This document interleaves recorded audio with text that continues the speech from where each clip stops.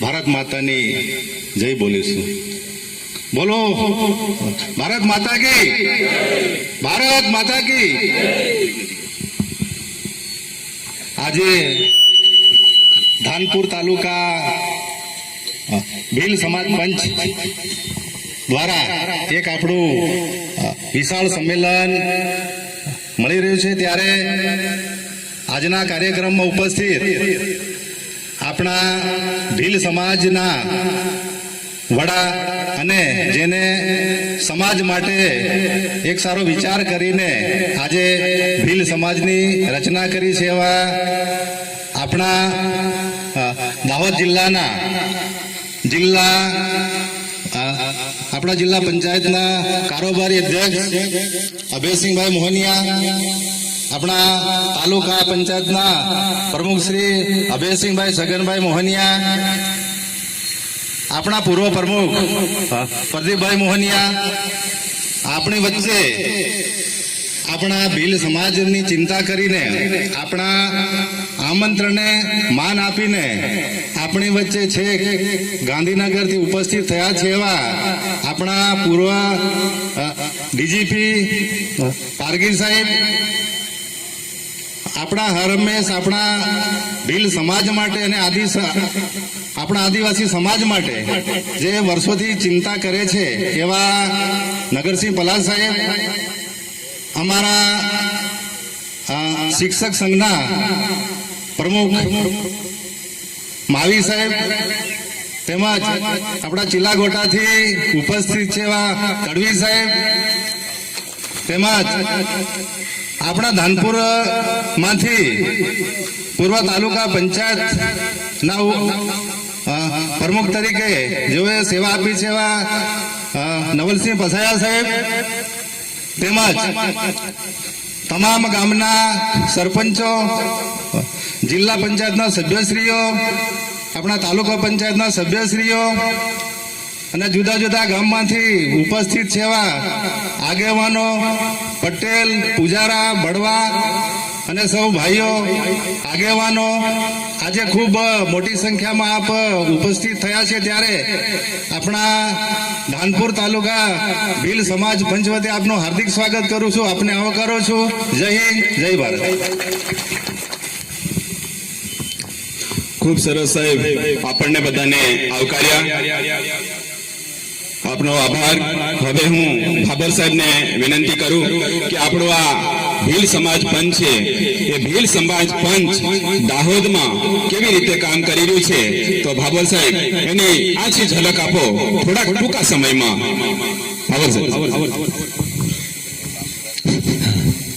બોલો ભારત માતા કે, ભારત માતા કે. અત્રે ઉપસ્થિત મંચસ્થ આપણા વડીલો, મહાનુભાવો અને ધાનપુર તાલુકાના જુદા જુદા 90 ગામના આગેવાન ભાઈઓ અને વડીલો, મને વિષય મળ્યો છે કે ભીલ સમાજ પંચ કેવી રીતે કામ કરી રહ્યું છે અને એની જરૂર શા માટે પડી. તો ભીલ સમાજ પંચ એ આપણું વર્ષો પહેલાથી કામ કરે છે. ફળિયા પંચની વાત કરીએ તો ફળિયાની અંદર કોઈ પણ કામ હોય ત્યારે પંચ ભેગી થાય છે. ગામની અંદર પણ પંચ પહેલેથી હોય છે, પણ ગામ પંચ પછી તાલુકા પંચ બાજુ આપણી પંચ હતી નહીં. એટલે અમને એવું લાગ્યું કે માનો કે ગરબાડા તાલુકામાંથી ધાનપુર તાલુકામાં કઈ પ્રસંગ હોય, કોક છોરી આવી જાય, લાડી આવે, ત્યારે આપણે કોને મળીએ. તો એના માટે જો તાલુકા પંચ બનાવવામાં આવે તો એ તાલુકાના આગેવાન ભાઈઓને આપણે મળીએ કે ભાઈ અમારા તાલુકામાંથી તમારા તાલુકામાં છોરી આવી છે અથવા લાડી આવી છે, તો આનો આપણે કંઈક રસ્તો કરીએ. તો આવી રીતે સામાજિક આપણો વિકાસ થાય, એકબીજાને હળી મળી અને આપણા ભીલ સમાજના જે કઈ પ્રશ્નો છે એ પ્રશ્નોનું આપણે નિરાકરણ કરી શકીએ. એના માટે તાલુકા પંચની રચના કરવાની આપણને જરૂર પડી. તો એના માટે અમે ગરબાડા તાલુકાની અંદર અમારા શિક્ષક ભાઈઓ અને આગેવાન ભાઈઓને મળી અને બેઠક કરી પાટાડુંગરી મુકામે, અને ત્યાં માન્ય પલ્લા સાહેબ પણ ઘણી વખત પધાર્યા એમના માર્ગદર્શન તળે અમે છેલ્લા 2.5 વર્ષથી આ કામ કરી રહ્યા છીએ અને ગરબાડા તાલુકાની અંદર દરેક તાલુકા સભ્યો, જિલ્લા સભ્યો, આગેવાનો બધા મળી અને એ સરસ મજાને અમે તાલુકા પંચ બનાવી. ત્યાર પછી અમને ગયા વર્ષે માન્ય પારગી સાહેબના નેતૃત્વમાં નવું લગ્ન બંધારણ અમલમાં આવ્યું. ગરબાડા ભીલ સમાજ પંચ અને બિરસા ભવન દાહોદ બંનેના સંયુક્ત વિચારધારા પ્રમાણે કે ભાઈ દાહોદ જિલ્લાની અંદર અને 3 જિલ્લાની અંદર આપણું ભીલ સમાજનું કંઈક નવું લગ્ન બંધારણ હોય અને દેજ દાપામાં આપણો સમાજ ઘણો બધો પાછળ જઈ રહ્યો છે. આપણો વિકાસ ત્યાં અટકી ગયો છે અને અટકવાને તો ઠીક છે પણ પાછળ જઈ રહ્યો છે, અધોગતિ તરફ જઈ રહ્યો છે. તો એના માટે નવું લગ્ન બંધારણ અમલમાં આવ્યું. તો આ લગ્ન બંધારણો મેં ગત વર્ષે આખા ગરબાડામાં ગામે ગામ જઈને ફળીએ જઈને પ્રચાર કર્યો. તો ત્યાં ગયા પછી અમે લગભગ 51,000 નું લગ્ન બંધારણ 41 ગામોએ સ્વીકાર્યું અને બધા તૈયાર થઈ ગયા. પરંતુ જ્યારે દાહોદ તાલુકામાંથી ચિઠ્ઠી આવી ત્યારે અમારા ગામવાળા ભાઈઓ એમ કે સાહેબ આ દાહોદ તાલુકાની ચિઠ્ઠી આવી એમાં તમે કઈ કંટ્રોલ કરો. તો ત્યાં અમે પલ્લા સાહેબના નેતૃત્વમાં અને માન્ય જીતરાભાઈ ડામોર સાહેબ એમને વાત કરી કે સાહેબ દાહોદ તરફથી વધારે પડતી ચિઠ્ઠી મોટી આવી છે અને કંઈક રસ્તો કરવાની જરૂર છે. તો ત્યાં અમે તાત્કાલિક મીટિંગ કરી પણ ઘડીકમાં આપણો મોટો સમાજ એકદમ જલ્દી કંટ્રોલમાં આવે નહીં. તો એ ગયું વર્ષ અમારું પછી અમને એમ રહેવા દીધું કે ભાઈ આ વર્ષે આપણને સફળતા મળેવી નથી.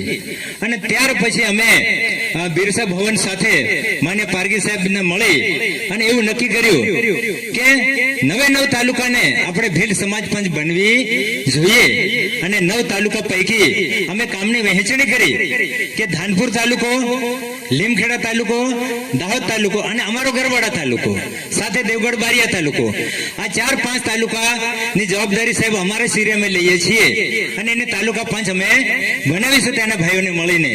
તો એના ભાગરૂપે અમે આ પંચ માટે માન્ય મોહનિયા સાહેબને મળ્યા, પ્રમુખશ્રીને મળ્યા, પૂર્વ પ્રમુખશ્રીને મળ્યા અને ખરેખર એમની એકતા, એમનો ભાવ સમાજ પ્રત્યે એટલો મહાન છે કે પહેલી વખતે ફક્ત 3 વડીલોને ફોન કરવાથી 120 ભાઈઓ, 120 આગેવાનો ભેગા થયા. અને ત્યાંથી અમને એવું લાગ્યું કે દાહોદ જિલ્લાની અંદર આ જે ધાનપુર તાલુકો છે એ એકતાની બાબતમાં બહુ ટોપ પર ચાલે એવો છે. બીજી વખત પાછા ભેગા થયા આ જગ્યાએ ત્યારે લગભગ 800 થી 1000 ભાઈઓ આપ અહીંયા ઉપસ્થિત હતા. એ પણ એક એકતાનું પ્રતીક છે. તો આવી રીતે દરેક તાલુકા પંચ બને, મજબૂત તાલુકા પંચ બને અને મજબૂત તાલુકા પંચ પૈકી અહીંથી 11 ભાઈઓ કે 51 ભાઈઓ જિલ્લા પંચમાં જાય અને એ જિલ્લા પંચ દાહોદ જિલ્લાને એવી મજબૂત બને કે એક નિયમ બનાવે અને એક નિયમ આખો દાહોદ જિલ્લો એનું પાલન કરે. તો જ આપણે આપણો જિલ્લો મજબૂત કરી શકીએ. તો આવી રીતે આ ભીલ સમાજ પંચ કામ કરે છે અને ઘણા સાહેબો આપણને વાત કરવાના છે પણ છતાં કહી દઉં કે આપણું જે નવું લગ્ન બંધારણ છે એની એક કડી બહુ વિચારીને બનાવવામાં આવેલી છે. આપણા માન્ય ધારાસભ્યશ્રીઓ, માન્ય સંસદ સભ્યશ્રી અને બધા ગામોના આગેવાનો મળે અને એનું સંકલન કર્યા પછી આ નવું બંધારણ બનાવવામાં આવેલું છે. જે ગત મિટિંગમાં આપણને આપવામાં આવ્યું હતું, અત્યારે પણ ફરી આપવામાં આવશે. અને એ બંધારણમાં કોઈ પ્રશ્ન તમે ઉપસ્થિત ન કરી શકો એની કાળજી લેવામાં આવેલી છે. પણ જો પછી તમે આપણે એમ કહીએ કે ભાઈ આ નથી પોસાતું એ ખરેખર શું સંકેત આપશે કે હજી આપણે સુધારા તરફ નહીં પણ અધોગતિ બાજુ જવા માટે માંગીએ છીએ. એટલે આવો સરસ મજાનું બંધારણ આપણે બધા પાલન કરીશું અને પોતાનું વ્યક્તિગત જે સ્વાર્થ છે, વ્યક્તિગત આપણો ઘરનો પ્રશ્ન છે એને સાઈડ પર રાખી અને બહોળ વિચારધારા સાથે, એક ભીલ સમાજની વિચારધારા સાથે બધા સૌ હળી મળીને સાથે મળીને આપણા દાહોદ જિલ્લાને આખા ગુજરાત રાજ્યની અંદર સારામાં સારો જિલ્લા તરીકે પ્રસ્થાપિત કરવાનો છે. પટેલ સમાજની હરોળમાં આપણો પંચમહાલ, દાહોદ અને મહીસાગર જિલ્લો જાય અને ભીલ સમાજ પટેલ સમાજની હરોળમાં 5 વર્ષમાં લઈ જવાનું અમારું એક ધ્યેય છે. જેમાં આપ બધા ભાઈઓ થકી આપણે લઈ જઈ શકીએ. એક જણાથી કશું થાય નહીં પણ પણ આપણે ખાલી વિનંતી એટલી કે અહીંથી જે લગ્ન બંધારણ છે, જે આપણા વડી સાહેબશ્રીઓ છે ગાંધીનગર રે પલ્લા સાહેબને કેટલું બધું કામ, પલ્લા સાહેબ આખી જિંદગી ખપાવી દીધી છે આપણી પાછળ. અને પલ્લા સાહેબને મેં પ્રોમિસ કર્યું છે, સાહેબ 5 વર્ષની અંદર દાહોદ જિલ્લાના ભીલ સમાજનું શકલ બદલાઈ જશે આર્થિક રીતે, અને એ આપણે જોઈશું. તો આપણે એક ફરજ બને છે કે આવા વડીલ સાહેબો, કારણ કે કર્મચારીઓ ઘણા બધા છે દાહોદ જિલ્લામાં, લાખો કર્મચારીઓ છે, પણ આપણી જેમ અહીંયા સમાજ માટે ભાગ્ય કોક વિરલાઓ આવે છે જે આપણને દેખાય છે.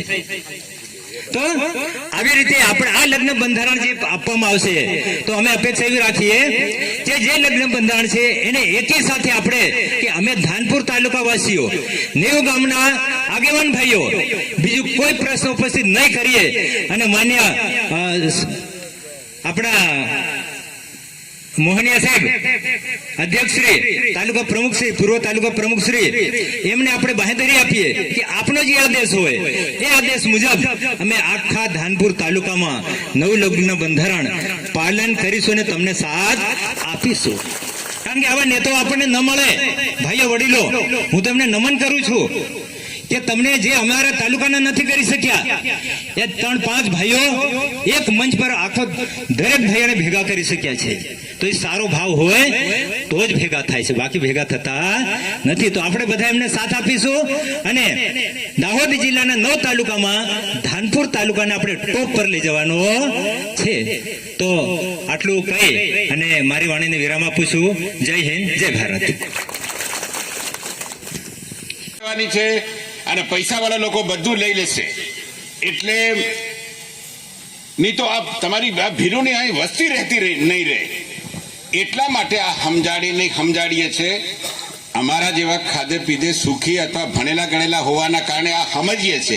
હું પણ તમારા જેવો જ છે, તમારી જાતમાંથી પેદા થયેલો છે. મારું ગામ ખજૂરિયા, તમે જેને ભાળ્યું હશે, સાંભળ્યું હશે, કેટલું રૂપાળું ગામ. એટલે એ એવા ગામનો હોવાના કારણે મારું લોહી ભરે છે. એટલા માટે હું આ કરું છું. હું 1984 આ વાત કરતો આવ્યો. આ પહેલા દાહડે જાન નહોતી જતી, રાતે જઈને પદોડામાં પડી રહેતા, અને પેલા દુશ્મન આયા હોય એવી રીતની હાલત હતી. મેં સુધારો કરેલો તે વખતે આ કથીર કઢાવેલું, આ હાથે પોગેનું કથીર કઢાવેલું, દાહડે જાન લઈ જવાની અને લાડીને પણાવીને તેને સાથે ને સાથે પણી લેવાનું, અને દેજ નક્કી કરેલું 2250 રૂપિયા. ત્યાર પછી આ ડોફાઈ વાળા, આપણા જ વાળા, આ ડોફાઈ વાળા નજ પોહાતું એમ કરીને હવા 2000ના 5000 કર્યા. 5000 માંથી 11000 કરાવડાયા, 11000 માંથી 25 કરાયા. અત્યારે કેવી હાલત છે તમને કરો, 5 ને 10 લાખ રૂપિયા થાય એ ઉઠાણ આવી જાય. અને જેને 2-3 છોકરા હોય તો શું દશા થાય. એટલે જગા વેચી દેવી પડે, વ્યાજમાં રૂપિયા લાવવા પડે. અને ભીલુનું વ્યાજ કેવું, મહિને વ્યાજ વધતું જાય, ડબલ પૈસા લે. એવું એની કરતા તમે આ દેજ ઘટાડે. જો પટેલિયા સમાજ કોઈ પૈસા નથી લેતા, આ આપણી આજુબાજુમાં રહેતા આ બક્ષી પંચના લોકો પૈસા નથી લેતા, અરે આપણા ભીલું નથી લેતા. આ વડોદરાની અંદર, વડોદરા મૂત્રમ થાર પડે એટલું મેરેનું છે, એ લોકો ભીલો નથી લેતા પૈસા.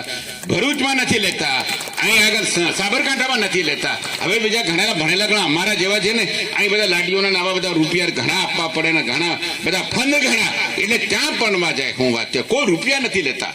એટલે આપણે શું કરવા પૈસા લઈએ? એ છોકરીઓ છે, એને હાથ પગ છે, એને બધું છે, ત્યારે એ રૂપિયા નથી લેતા. તમે આ ભીલો એને ડોફાઈ હું કામ કરો? આ હું કામ ડોફાઈ કરે કે અમને નહીં પોહાય, કે કેમ નહીં પોહાય? જ્યારે તમારો ભાગ, તમારો સૌરભ ભણેલો હોય, તમારા છોકરો જણાવેલો હોય, ભવે 3 જણા ભાગ આપવા તરત તૈયાર થઈ જાય. પેલો કોહડું લઈને મારવા જાય, તે એની બદલા બિચારીઓ કઈ કશું કરતી નથી. છોકરી ભાગ નથી માંગતી, અને એને પણાવવાની છે, પાછા એને વેચી ખાઓ તમે.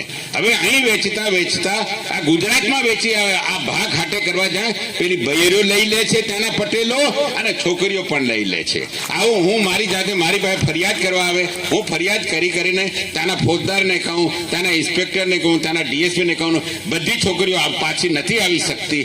એટલે ઘણીઓ ત્યાં રહી જાય. હું તમને એવા દાખલા હું કરવા જાઉં તો હાથ પડી જાય, એટલી બધી વાતો છે મારી પાસે. મોરબી નામનો જિલ્લો છે, અહીં આગળ લીલર કરીને ગામ છે કતવારાની બાજુમાં, દાહોદ તાલુકાનું, એક મધ્યપ્રદેશનું ગામ. ત્યાંની બે છોકરીઓ, એક પરણેલી ને એક કુંવારી, મોરબીમાં મોટા કારખાનાની મજૂરી કરે. ત્યાં આગળ રહેવા માટેના ઝૂંપડા બનાવી આપેલા, ઓરડા બનાવી આપેલા. એ બે છોકરીઓની સાથે ભૈયા લોકો, બિહારના ભૈયા લોકો એની સાથે સંબંધો કર્યા અને અહીંથી ધીમે રહીને ટ્રેનમાં બેસાડી બે, એક કુંવારી ને એક પરણેલી એનું પોર્યું નાનું કાવું, નાની ઉંમરનું પણ આવી દીધેલું. એ બે જણીઓને લઈને નાહી ગયા. પછી ચારે બાજુ ત્યાં ફરિયાદ નહીં લે પોલીસવાળા, પીએસઆઈ, કારણ કે ફરિયાદી કરવા કોણ જાય? પેલી જે બૈરું જે હતું, જે પરણાવેલી હતી, એનો પોરીનો માન 10 વર્ષનો ભણાવેલો હતો. પછી ત્યાં ગંગુ મહારાજ કરીને દેવધા કરીને ગામ છે દાહોદની પાસે, આપણો ભીલ છે, આપણા કુરિવાજો છે, આ ખોટું થાય એનું બચાવવાની કામ કરે. એને કહ્યું કે આ પલાસ સાહેબ સિવાય બધું કોઈ નહીં કરે. એટલે મને આવીને પછી ત્યાં ભાંગીરા લઈને આવ્યા, ભગત લઈને આવ્યો. આપણે આ ભગત છે એવો લઈને આવ્યો કે સાહેબે કેવડાવ્યું છે એનું આ કામ કરી આપો. મેં ત્યાં આગળ ફોજદારને ફોન કર્યો. મોરબીમાં ફોજદારે ફરિયાદ નહીં લીધી. અઠવાડિયું 10 દિવસ થયું ફરિયાદ નહીં લીધો. એટલે મેં કંટાળીને એક દિવસ ડીજીપીને ફોન કર્યો. ગુજરાત રાજ્યનો મોટો પોલીસ વડો, આખા રાજ્યનો મોટો મિસ્ટર પીસટી ઠાકુર કરીને, એ આપણો જાતનો આદિવાસી, એ બીજા રાજ્યનો, હિમાચલ પ્રદેશનો, પણ મારો મિત્ર અને આદિવાસી હોવાને કારણે મેં એમ કીધું, સાહેબ અમે અમારા મજૂર લોકો, અમારા આદિવાસીઓ બૈરા છોકરા જે મજૂરી કરવા જાય તો બીજા ભૈયાઓ લોકો માટે અમે મોકલીએ છીએ છોકરીઓ. અમારી બે છોકરીઓ ઉપાડી ગયા ત્યાં આગળ. એટલે એની વિરુદ્ધ ફરિયાદ નથી દાખલ, કશું નથી. એને મને એમ કીધું કે એક બીજો ફેક્સ કરીને લેખિતમાં ફરિયાદ મોકલો. મેં લેખિતમાં ફરિયાદ મોકલી અને સાહેબને કીધું. એટલે સાહેબે છે ને ત્યાંના મોરબીના ડીએસપીને કીધું. એટલે ડીએસપીએ ત્યાંથી મને ફોન કર્યો કે મારો નંબર હતો, એમ કે શું ફરિયાદ સાહેબ? મેં કીધું આવી રીતે બે છોકરીઓને ભૈયા ઉપાડીને લેતા રહ્યા બિહારમાં. મેં કહ્યું અમારી છોકરીઓ ગયો હવે તો બીજી છોકરીનું શું થશે, બૈરાનું શું થશે એમ કીધું. એટલે એમ કે તમે આધાર કાર્ડ ને બીજા એના કાગળિયા લખતા એના સગાવાલાને મારી પાસે મોકલો. પેલા લોકોને મેં કીધું મને મળીને જાઓ. એટલે મેં એને કહીને ત્યાં જઈને ફરિયાદ દાખલ કરાવી. ફરિયાદ દાખલ મારા કારણે ફરિયાદ દાખલ થઈ. ફરિયાદ દાખલ કરીને પેલા ડીએસપીને મેં કીધું, એ અત્યારે રિટાયર્ડ થઈ ગયો ડીએસપી, એને કીધું કે તમે જઈને આ છોકરીઓ પાછી જોઈએ અને જોયા ત્યારે મારી ઓફિસમાં લાવજો. પેલા એના સગાવાલાને કીધેલું. એને ઓળખે કોણ? ભૈયા લોકોને કોણ ઓળખે? પણ આ જે ભીલું હતા એટલા બુદ્ધિશાળી થોડાક હતા. એક જણો ભૈયામાં એમાંનો ભૈયાને એને પકડી રાખેલો અને પછી એની સાથે આજે એક મોટી ગાડી તૈયાર કરી પોલીસની ગાડીમાં, બે મહિલા પોલીસવાળી અને બીજા પોલીસવાળા અને આ પેલી છોકરીના સગાવાળા 2-3 જણને લઈ અને આખી ગાડી ભરીને ઇન્સ્પેક્ટર અને પોલીસવાળા લઈને બિહાર ગયા. પહેલા દિલ્હીમાં ગયા. એક છોકરીની સંતાડી રાખેલી હતી દિલ્હીની અંદર.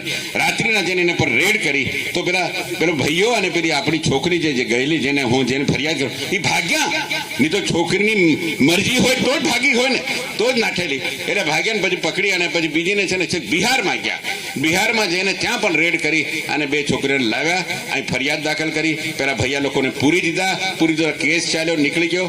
અને પછી મેં પેલા આદિવાસીઓને કહી રાખેલું જ્યારે આ પકડાય ત્યારે ભલે મહિના પછી પકડાય, 2 મહિના પછી મારી પાસે લાવજો, મારે હું પૂછવાનું છે હું ભાળી ગયેલીઓ.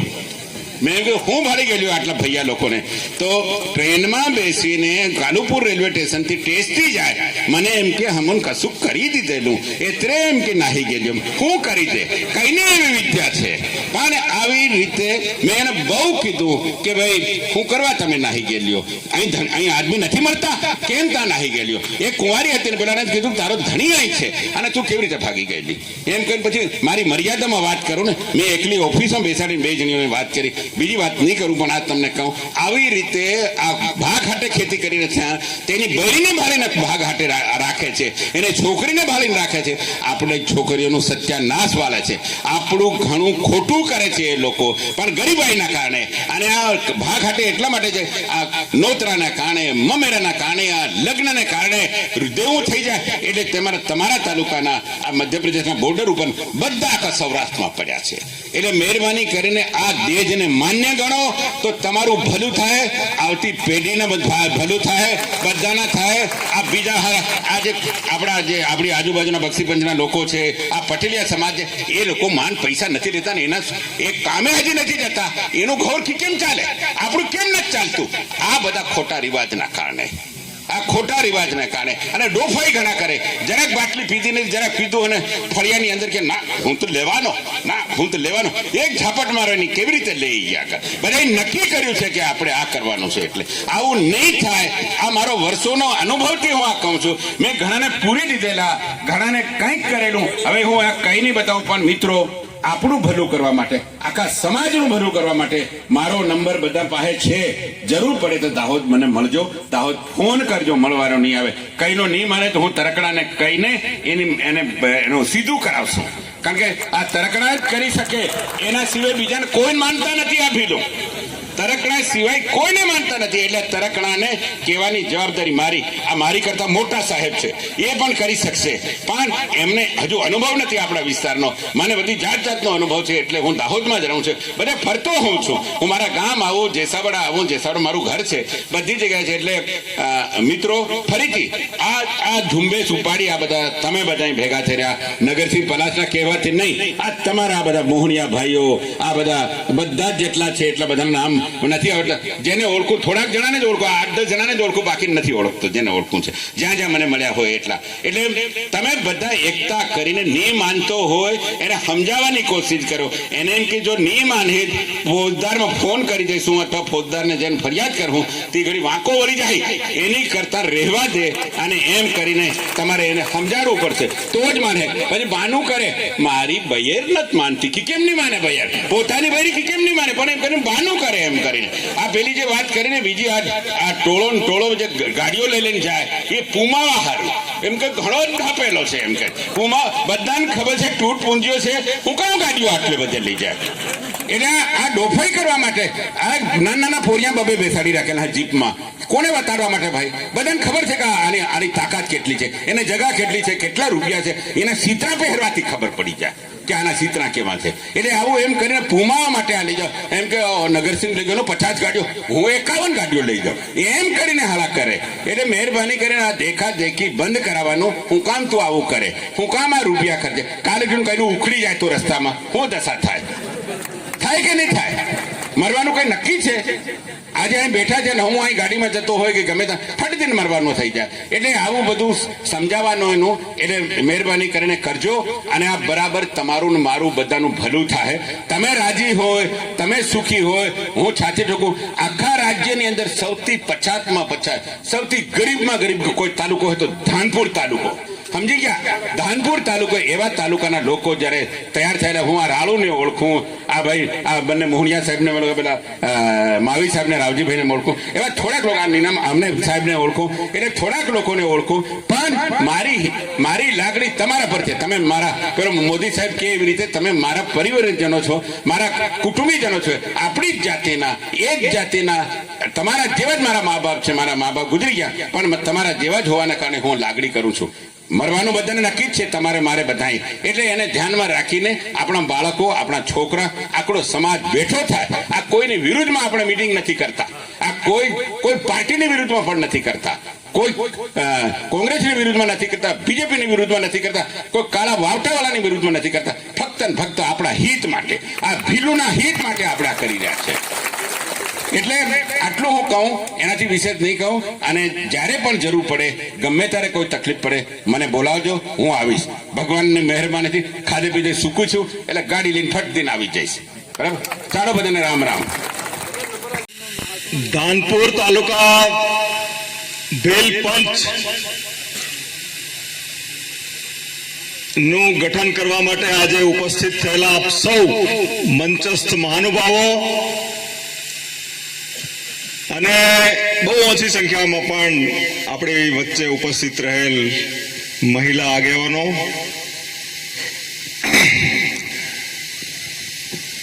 ભાઈઓ,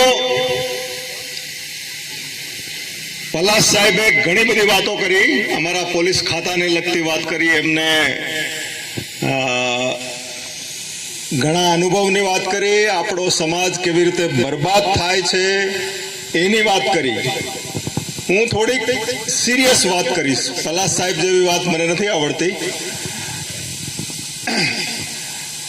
મિત્રો, હમણાં જ ભાઈએ બધા નિયમો આપણા ભીલ સમાજ માટે લગ્નના નિયમો બધા નક્કી કર્યા અને આપણે બધા સહમત થયા કે આ નિયમો આપણે પાળશું.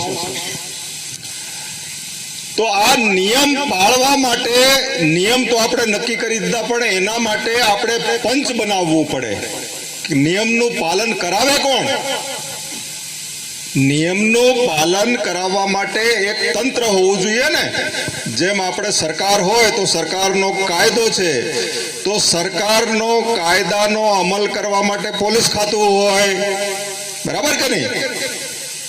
દંડા લઈને નીકળે, નહીં પાલન કરે દંડા મારે, અને નહીં માને તો છેવટે કોર્ટમાં જઈને એને જેલમાં નાખે. તો એવું આપણું પણ એક તંત્ર હોવું જોઈએ. તો એનું નામ આપણે રાખ્યું છે ભીલ પંચ. હવે આ જે ભીલ પંચ છે, અત્યાર સુધી મેં સાંભળ્યું હતું, જાણ્યું હતું કે દાહોદ, ગરબાડા આ વિસ્તારમાં તમારો ગામના પંચ તો હતા, બહુ મજબૂત પંચ. સરપંચ કે એટલે આખા ગામે માનવું પડે. પણ અમારા સંતરામપુર ને મહીસાગર ને એ વિસ્તારમાં તો કઈ પંચ જેવું જ નહોતું કઈ. એટલે બધા પોતપોતાના રાજા, જેને જે કરવું હોય એ કરે. અને પરિણામે આવ્યું કે લગ્નમાં દહેજના નામે, ખર્ચાના નામે, રકમના નામે જે મરજી ફાવે એવી ઉઘરાણી કરતા હતા. અને અમે લગભગ એક અભ્યાસ કર્યો આ ત્રણેય જિલ્લાનો. આપણા જે ભીલ સમાજ જે આપણા મોટા ભાગે છે આપણા ગુજરાતમાં, એ 3 જિલ્લામાં છે. દાહોદમાં સૌથી વધારે સંખ્યા, લગભગ 15 લાખ જેટલી સંખ્યા છે. પછી મહીસાગર અને પંચમહાલ, એમાં 3-4 લાખની જેટલી વસ્તી છે. એટલે મોટા ભાગે આપણા ભીલોની વસ્તી ગુજરાતમાં આ 3 જિલ્લાઓમાં છે. થોડી ઘણી વસ્તી આજુબાજુના જિલ્લાઓમાં છે. આમ તો જે સાબરકાંઠાવાળા જે ડુંગરી ગરાસિયા કહે છે, એકચ્યુઅલી એ ભીલ છે. ડુંગરી ગરાસિયા ખરેખર એ શબ્દ એ લોકોએ હમણાં જ ખોળી કાઢેલો છે. ભીલ શબ્દ એમને ખરાબ લાગતો હશે. ખરેખર ભીલ શબ્દ એટલો જોરદાર શબ્દ છે કે જો તમે ભીલોનો ઇતિહાસ જાણો ને તો તમે બીજો કોઈ શબ્દ વાપરો જ નહીં. પણ આપણી મુશ્કેલી એ છે કે આપણે આપણો ઇતિહાસ જ નથી જાણતા. મેં જ્યારે ભીલોનો ઇતિહાસ જાણ્યો ત્યારે મને બામણ હોય કે ક્ષત્રિય હોય કે રાજપૂત હોય કે કોઈ પણ હોય, એની આંખમાં આંખ નાખીને વટથી વાત કરવાનું મને જે હિંમત આવી એ એનાથી આવી છે. ભીલોનો ઇતિહાસ ઘણો લાંબો છે એટલે હું એમાં નહીં જાઉં, પણ આપણે જે ભીલોનો જે વસ્તી છે એ આ 3 જિલ્લા ઉપરાંત સાબરકાંઠાના જે ડુંગરી ગરાસિયા છે એ પણ ભીલો છે. અને ખરેખર તમે જુઓ ને તો આખા ગુજરાતમાં જે આદિવાસીઓ છે ને મોટા ભાગના ભીલો છે, ભીલ જ છે. આ તો અમુક વખતે લોકોએ, જોકે વસાવાઓ તો ભીલ લખાવે જ છે, વસાવા સરનેમ વસાવા લખાવે, પણ ભીલ વસાવા લખે છે, બરાબર છે. હું એવું માનું છું કે સાઉથ ગુજરાતના એકદમ જે ઢોળિયા પટેલો છે એ કદાચ થોડા મહારાષ્ટ્ર જેવી જાતિ લાગે છે આદિવાસીઓની, પણ એ સિવાયના બાકીના બધા આદિવાસીઓ ભીલો છે. પણ હું જે વાત કરતો હતો એ કે આપણે ભીલોનું પંચ બનાવવાનું છે. હવે રાઠવાઓનું પંચ છે, ડુંગરી ગરાસિયાઓનું પંચ છે, પેલી બાજુ ઢોળિયાઓનું પંચ છે, વસાવાનું પંચ છે. પણ એક માત્ર આપણે જો ભીલોનું જો ગણીએ તો આપણું કોઈ પંચ અત્યાર સુધી નહોતું. ગામમાં હશે, કદાચ થોડું ઘણું તાલુકા આજુબાજુનું કામ હશે, પણ આખા સમાજનું એક પંચ હોવું જોઈએ કે જે કોઈ માણસ નિયમનું પાલન ન કરતો હોય, નિયમથી બહાર જતો હોય તો એને નિયમનું પાલન કરાવે. કારણ કે નિયમનું જો આપણે પાલન ન કરીએ તો અત્યારે આપણે ભીલોની જે દશા થઈ છે એવી દશા થાય. છોકરીઓ બીજા સમાજમાં જતી રહે, છોકરીઓ ગમે ત્યાં પરણે, બરાબર છે, અને ડીજે વગાડે, વ્યસનો કરે દુનિયાભરના. હવે તમે વિચાર કરો કે આપણે જ્યારે લગ્ન પ્રસંગ હોય ત્યારે બીડી ને સિગરેટ લઈને ફરીએ, અને બધાને આપીએ કે પીઓ અને જલ્દી જાઓ. જલ્દી એટલે ઉપર, અહીંયા જવાની વાત નથી, ઉપર જવાની વાત છે. જે લોકો બીડી પીવે છે એ પેકેટ ઉપર જોયું છે ફોટા કેવા છે? બીડી પીવે, પછી પેલી તમાકુ ચાવે. આપણા સમાજમાં ખૂબ વ્યસનો થઈ ગયા છે. આપણને ખરેખર ભીલોનો ઇતિહાસ જોઈએ. ભાઈ તમે ઊભા થાઓ તો તમે તમારો આ જે ફોટો છે બહુ સરસ લાગે છે. ફરો આમ બાજુ, ચારે બાજુ ફરો, જુઓ આ કોનો ફોટો છે ખબર છે? આ રાણા પૂંજા ભીલનો ફોટો છે, બરાબર કે નહીં? આ રાણા પૂંજા ભીલ કેમ પ્રખ્યાત છે? મહારાણા પ્રતાપનું નામ તો બધાએ સાંભળ્યું હશે, પણ મહારાણા પ્રતાપને મહારાણા પ્રતાપ બનાવનારા રાણા પૂંજા ભીલ છે. કેમ? આ કોઈ તમને કહેશે નહીં, આ વાત તમને કોઈ કહેશે નહીં, બીજા લોકો, બરાબર છે? પણ ભીલોએ તો આ પોતાની વાત તો કરવી પડશે ને સમાજની. તો રાણા પૂંજા ભીલ એક એવો ભીલ સરદાર હતો કે મહારાણા પ્રતાપના મેવાડ રાજ્યમાં એનું પણ પોતાનું રાજ હતું. તો જ્યારે દિલ્હીથી મુગલ બાદશાહે આક્રમણ કર્યું, બધા જ રાજપૂતોને હરાવી દીધા એક પછી એક. રાજપૂતોએ એમની દીકરીઓ પરણાવીને એમની સાથે સમાધાન કર્યું મુગલો સાથે. ત્યારે મહારાણા પ્રતાપે એની સાથે સમાધાન ન કર્યું અને યુદ્ધ માટે તૈયાર થયા. પણ તો પણ એમને હલ્દી ગાડીનું જે યુદ્ધ થયું હતું એમાં તો એ જીતી શક્યા નહોતા, અને પછી પાછા આવતા રહ્યા આદિવાસી વિસ્તારમાં. અને ત્યાં રાણા પૂંજા ભીલના સપોર્ટથી, કારણ કે એમની પાસે જે હથિયાર હતું એ હતા તીર કામઠા, અને બીજું હથિયાર એમનું પહાડી એરિયા. આ બેનો મુકાબલો મુગલો કરી શક્યા નહીં. પરિણામે મહારાણા પ્રતાપ મહારાણા બન્યા, અને એણે પછી રાણા પૂંજા ભીલને રાણાની ઉપાધિ આપી. બીજો દાખલો, જ્યારે સોમનાથનું મંદિર, સોમનાથ કેટલાય જોયું છે તમારામાંથી? ઘણાય જોયું હશે, બરાબર? સોમનાથનું મંદિર એટલે ગુજરાતનું મોટામાં મોટું મંદિર ગણાય, અને આપણા ભારતના હિન્દુઓના જે 12 જ્યોતિર્લિંગ છે એમાંનું નંબર 1 જ્યોતિર્લિંગ, મોટામાં મોટું મહાદેવનું મંદિર ગણાય. એના ઉપર મોહમ્મદ ગઝનીએ હુમલો કર્યો. કેમ હુમલો કર્યો ખબર છે? મંદિર તોડવા માટે નતો કર્યો. ત્યાં સોનું, ચાંદી, જવેરાત બધું ભરી રાખતા લોકો. રાજાઓ છે ને, રાજાઓ અને બામણો મળીને બધું મંદિરોમાં ભેગું કરતા. એટલે મોહમ્મદ ગઝનીને ખબર પડી કે આ બીજે ક્યાંય લૂંટવાની જરૂર નથી, આ મંદિર લૂંટો એટલે દુનિયાભરનો ખજાનો મળી જશે. એટલે લૂંટવા માટે ત્યાંથી નીકળ્યો છેક પાકિસ્તાનથી એ પેલી બાજુથી, અને એની સામે લડવા માટે કોણ ગયું? તે વખતે ગુજરાતનો રાજા હતો, એ ઘવાયો અને ભાગી ગયો. ત્યારે આપણા વેગડાજી ભીલ, એનું અમરેલી વિસ્તારમાં રાજ હતું. હવે અત્યારે અમરેલીમાં તો કોઈ ભીલોની વસ્તી છે જ નહીં. તો એ ભીલ ક્યાં ગયા બધા? હું એવું માનું છું કે ભીલ બધા છે ને વ્યસનોમાં ખતમ થઈ ગયા છે. એટલે અત્યારે જે લોકો વ્યસન કરે છે ને, જે લોકો ડૂચા ભરીને ફરે છે, અત્યારે દારૂ વારૂ પીવે છે, અને આવતીકાલે જાણે બધા અડ્ડા બંધ થઈ જવાના હોય એવી રીતે દારૂ પીવે છે, એ લોકો માટે આ ચેતવણી છે કે આપણી પ્રજા ખતમ થઈ જશે. આ રીતે વ્યસનોમાં ખતમ થઈ જશે. ભૂખેથી મરવાની નથી, હવે તો ખાવાનું તો મળી રહે છે, પણ વ્યસન તમને બચાવશે નહીં. અને એટલા માટે આપણે આ પંચ બનાવવાનું છે. અને આ પંચ આપણે હમણાં ભાઈએ વાત કરી કે એક તો સૌથી નીચે ફળિયા પંચ, ફળિયા પંચની ઉપર ગામ પંચ, એના ઉપર તાલુકા પંચ, એના ઉપર જિલ્લા પંચ, અને એના ઉપર આપણે 3 જિલ્લાની એક બોડી બનાવવાની છે. એટલે અમે બિરસા મુંડા ભવન 4 વર્ષ પહેલા અમે બનાવ્યું દાહોદમાં, હવે બિરસા મુંડા ભવન બનાવવામાં જે બધા આગેવાનો, બધા લોકો, શિક્ષિત લોકો, જે રિટાયર્ડ અધિકારીઓ છે, એવા લોકો મળ્યા છે અને એ લોકો જાણે છે કે પંચ કેવી રીતે બનાવવાનું. બીજા ડુંગરી ગરાસિયા પંચનો અભ્યાસ કર્યો, વસાવાઓના પંચનો અભ્યાસ કર્યો, લેવા પટેલોનું જે પંચ છે એનો અભ્યાસ કર્યો. આ બધા પંચોના અભ્યાસ પછી, એના બંધારણના અભ્યાસ પછી આપણે આપણું બંધારણ ઘડીએ છીએ. બરાબર છે? એટલે બધાનો જે અનુભવ છે એ અનુભવને આપણે કામે લગાડીએ છીએ અને આપણી આખી એક ટીમ ત્યાં બિરસા મુંડા ભવનમાં કામ કરી રહી છે.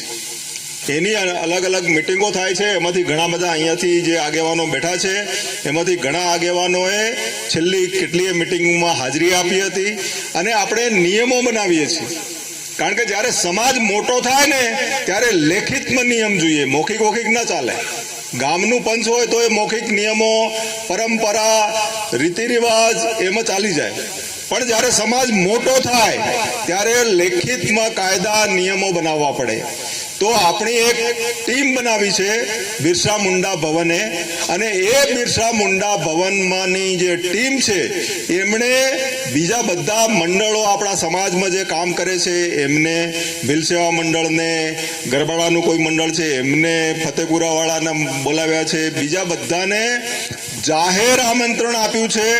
અને તમને પણ હું જાહેર આમંત્રણ આપું છું, જે લોકો વકીલ હોય, કાયદા વગેરેના જાણકાર હોય, આવું મંડળ વગેરે બનાવવાના અનુભવી હોય, એ લોકો આમાં જોડાવો, જેથી કરીને આપણે ભીલ સમાજને આપણે એક એવું પંચ અને એનું બંધારણ ઘડીને આપીએ કે આપણી ભવિષ્યની પેઢીઓ સુખી થાય. કેવી રીતે સુખી થશે? તો સૌથી મોટો આપણા માણસના જીવનમાં પ્રસંગ આવે છે લગ્ન પ્રસંગ. હવે લગ્ન પ્રસંગમાં આપણે બધા જ જાણીએ છીએ કે કેટલા બધા ખોટા ખર્ચા આપણે કરીએ છીએ. અમે એક અભ્યાસ કર્યો તો ખબર પડી, ધાનપુરમાં અલગ હશે, ગરબાડામાં અલગ ખર્ચો હશે, પણ એક એવરેજ અમે આ ત્રણેય જિલ્લાનું એવરેજ કાઢ્યું તો ભીલ સમાજમાં એક લગ્ન પાછળ લગભગ 7 થી 10 લાખ રૂપિયા ખર્ચો થાય છે, એક લગ્ન પાછળ. અને આમાં મોટા ભાગના લોકો એવા છે કે જેમને 1 કે 2 લાખથી વધારે પોસાય એમ છે જ નહીં. એમની પાસે ચાંદલો પડાવે તો પણ 1 થી 2 લાખ કે 3 લાખ વધારે એટલી જ મૂડી આવે છે. હવે બાકીના જે 5 થી 7 લાખ રૂપિયા જે રહ્યા એ આ લોકો કાં તો ઉછીના લાવે, કાં તો વ્યાજે લઈ આવે. હવે વ્યાજનો દર તો તમને બધાને ખબર છે, 10% ઉપર હોય, મહિને 10%. તમે વિચાર કરો કે આપણે કેવી રીતે સુખી થઈએ. તમને કોઈ સરકાર સુખી ન કરી શકે, તમને કોઈ ભગવાન આવે તો સુખી ના કરી શકે, જો આટલું બધું આપણે ઉલટું કરતા હોય તો. 10% વ્યાજનો જો તમે લાવો તો 1 લાખના મહિને 10,000 રૂપિયા, એટલે 1 વર્ષમાં 1,20,000 રૂપિયા વ્યાજ થાય.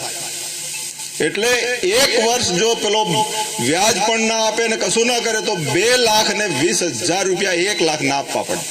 હવે તમે વિચાર કરો કે એ માણસ, એ 2 જણા થઈને આખી જિંદગી મજૂરી કરે તો પણ બહાર નીકળી શકે?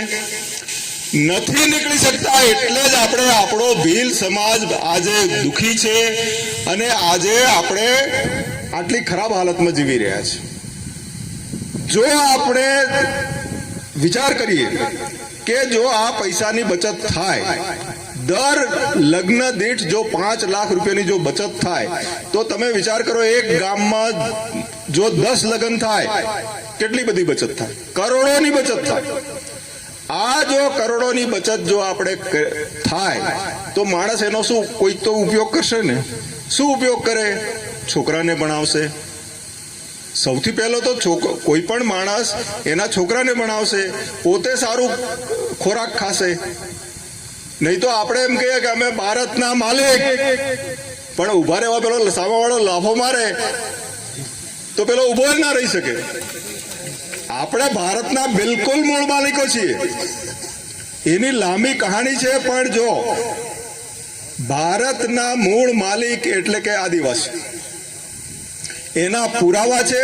સુપ્રીમ કોર્ટે કીધું એ પુરાવો નથી. સુપ્રીમ કોર્ટે તો એ પુરાવા જોઈને કીધું છે. પણ પુરાવા શું છે?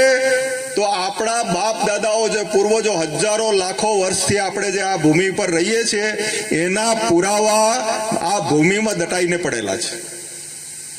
એટલે એ પુરાવા જોઈને સુપ્રીમ કોર્ટે કીધું કે હા ભાઈ, આદિવાસીઓ ભારતના મૂળ માલિકો છે.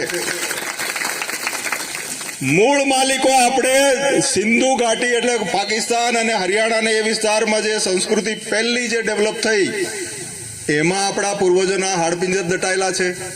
આપણા ઘરો જે પૂર્વજોએ બનાવ્યા એ દટાઈને પડેલા છે. એ બધા પુરાવા છે. હવે એનો તો કોઈ નાશ કરી શકે એમ નથી. એટલે સુપ્રીમ કોર્ટે પણ કહેવું પડે, સરકારે પણ કહેવું પડે કે ભારતના આદિવાસીઓ ભારતના મૂળ માલિકો છે. પણ આપણો હલેલો માણસ પેલા સાહુકારને જઈને એમ કે ભાઈ હું ભારતનો મૂળ માલિક, તો પેલો લાફો મારે, પેલો પડી જાય. તો એવા મૂળ માલિકને કોણ માલિક માને? તો તમારે મજબૂત જે રાણા પૂંજા ભીલ જે ફોટો છે ને એવા મજબૂત માણસો બનવું પડે. આપણા માણસો જે મજૂરી કરવા જાય છે, હમણાં જ અમને બરવાળાનો અઠવાડિયા પહેલા જ એક કેસ આવ્યો કે એક ફતેપુરાના ભાઈ હતા, એમણે એક ગેસ સ્ટેશન પેટ્રોલ પંપ બનાવ્યો અને એને જે પૈસા નીકળતા હતા પેલો કે થાય તે કરી લે, નહીં મળે જા. હવે એને 65,000 રૂપિયા લેવાના નીકળતા હતા, પેલો કે 15,000 માં જા, 15,000 જ તારા થાય.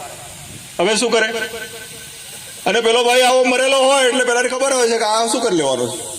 પણ માની લો કે ભરવાડ કે પેલો રબારી હોય, લઠ લઈને ફરતો હોય, એને કામ કર્યું હોય, એને કોઈ એમ કહી શકે કે તારે થાય તે કરી લે?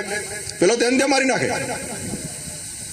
અને એટલા માટે આપણા લોકો મજૂરી કરવા જાય છે. અને એક તો તંત્રની ખબર હોતી નથી કે ભાઈ હવે મને પૈસા નથી આપતો તો હું કોની પાસે ફરિયાદ કરવા જાઉં, એ ખબર નથી હોતી. બીજું એ કે આમાં જ એને દેખાવમાં જ એવો પેલો મરેલો દેખાય એટલે કોઈ પણ માણસને એમ થાય કે આને ભગાવી દો શું કરી લેવાનું છે. અને પરિણામે આવ્યું કે આપણા આદિવાસી મજૂરોના કામ કરાવીને પૈસા નહીં આપવાની બહુ જ મોટી સમસ્યા છે. મને લાગે છે તમે બધાએ આ વિશે સાંભળ્યું હશે. પણ એની પાછળ કારણ એ છે કે આપણે કેમ ફિઝિકલી ફિટ નથી, કેમ મજબૂત નથી. એટલા માટે મેં ભરવાડને રબારીની વાત કરી. ભરવાડને રબારીઓએ મજૂરી જ કરતા હતા હમણાં સુધી.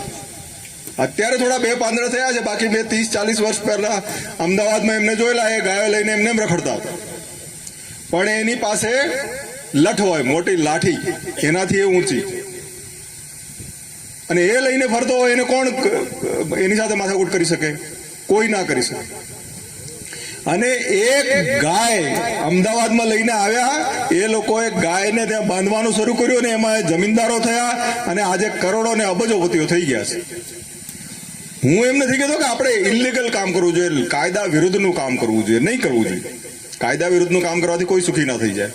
પણ આપણે આપણા જે અધિકારો છે એ તો કરવી જોઈએ કે નહીં કરવી જોઈએ? એ તો મેળવવા જોઈએ ને.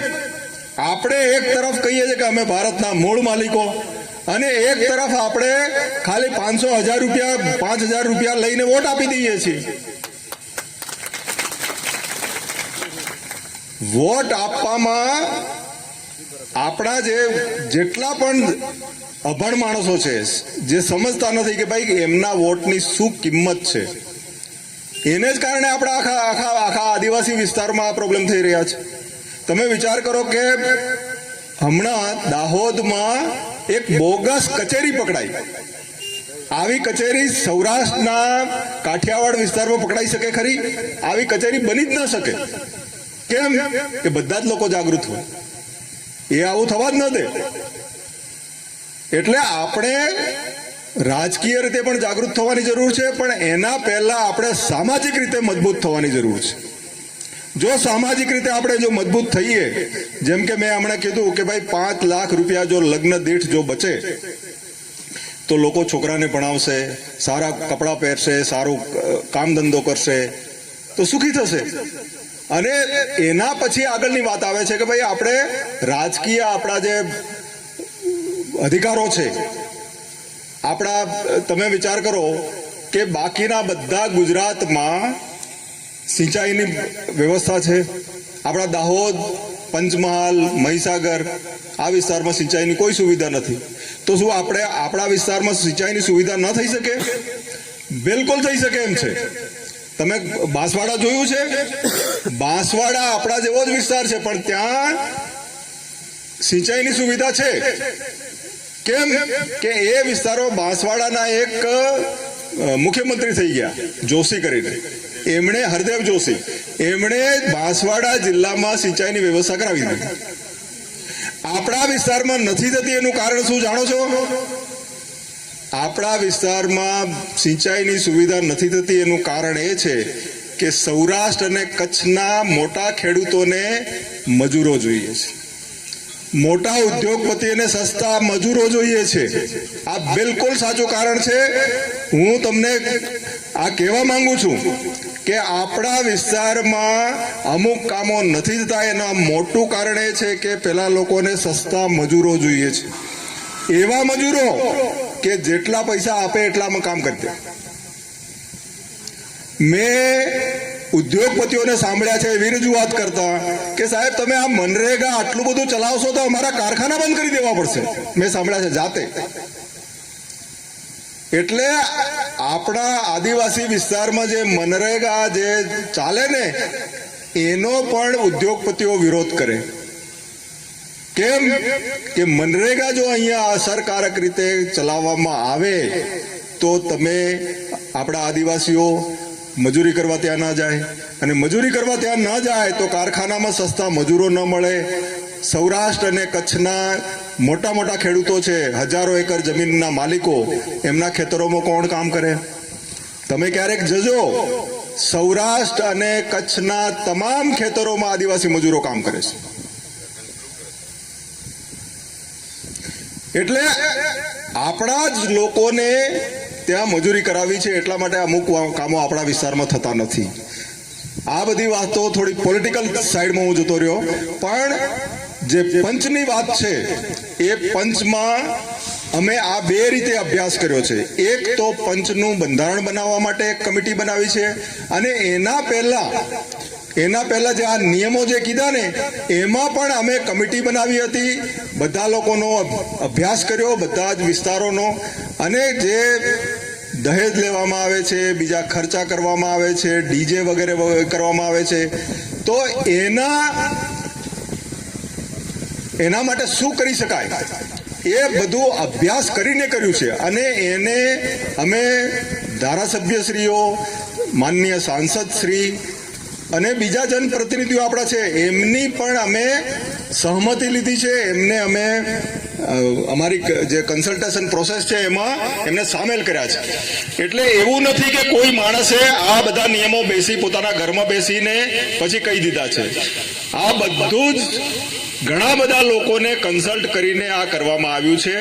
અને મને લાગે છે કે જો આપણે આ નિયમો પાળશું તો આપણો સમાજ આવતા 5 વર્ષમાં ક્યાંનો ક્યાં પહોંચી જશે એમાં મને કોઈ શંકા નથી. અને એટલા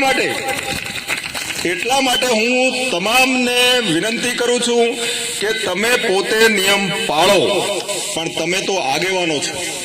આગેવાનની ફરજ છે નિયમ પોતે પાળે અને બીજાને નિયમ પડાવે પણ ખરો. અને ખાસ કરીને ડીજે માટે વાત થઈ. ડીજે માટે કહી દઉં કે ડીજે આપણને તમામ રીતે નુકસાનકારક છે. અહીંયા જે વાત કરી કે ડીજે બંધ, પણ ડીજે કેમ બંધ? તમે જુઓ કે ડીજે એક તો લાવવાનો ખર્ચો કેટલો થાય, 10,000 થી માંડીને 50,000 રૂપિયા સુધી, બરાબર કે નહીં? તો એ કારણ વગરનો લોકો દેખાદેખીમાં જેને પોસાય એ પણ લાવે, નહીં પોસાય એ પણ લાવે. એટલે ડીજે આર્થિક રીતે માણસને નુકસાનકારક છે. બીજું, આપણી જે સંસ્કૃતિ છે, સંસ્કૃતિ આપણે તો ઢોલ વગાડીને નાચવાની સંસ્કૃતિ હતી, પણ ડીજે આવ્યા પછી આપણા જે યંગ જનરેશન છે એમને કઈ નાચતા પણ નથી આવડતું, એટલે આપણી સંસ્કૃતિ કમ્પ્લીટલી ભૂલાઈ રહી છે અને એટલા બધા ગંદા અને અશ્લીલ ગીતો એમાં વગાડવામાં આવે છે કે ભવિષ્યમાં આપણને એમ લાગે કે આપણી સંસ્કૃતિ ક્યાં જઈને ઊભી રહેશે. એટલે આપણી સંસ્કૃતિ ખતમ થઈ ગઈ. પછી બીજું એનું સૌથી મોટું નુકસાન, આપણા જે છોકરા છે ઘરમાં અત્યારે તો એક્ઝામ પરીક્ષાની તૈયારી કરવાનો સમય હોય અને અત્યારે જ લગ્નની સિઝન હોય એટલે ધમધમાટી વાગીને આજુબાજુ ડીજે વાગતું હોય એટલે છોકરાને